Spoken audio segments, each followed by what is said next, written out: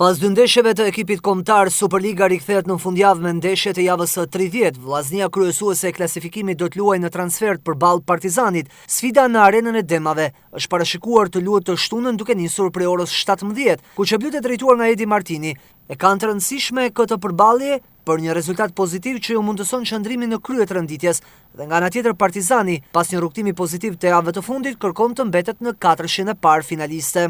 Vllaznia ka shfrytzuar këtë periudhë për seanca stërvitore, sidomos për kontingjentin e asaj pjese futbollistëve që kanë patur dëmtime.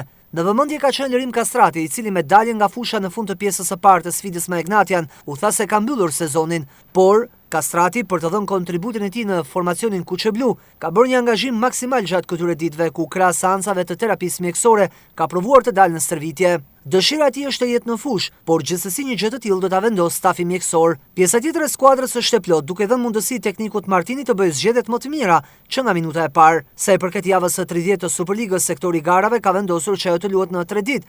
Flamurtari Tirana e hap sfidën me të premten, ku dy skuadrat luajnë për mbijetesë. Një ditë më pas, krahas duelit Partizani Vllaznia, luan edhe Egnatia Bylis dhe Dinamo Elbasani, ndërsa të dielën java 30 mbyllet me duelin e fundit, Vora Teuta, që nis në orën 15.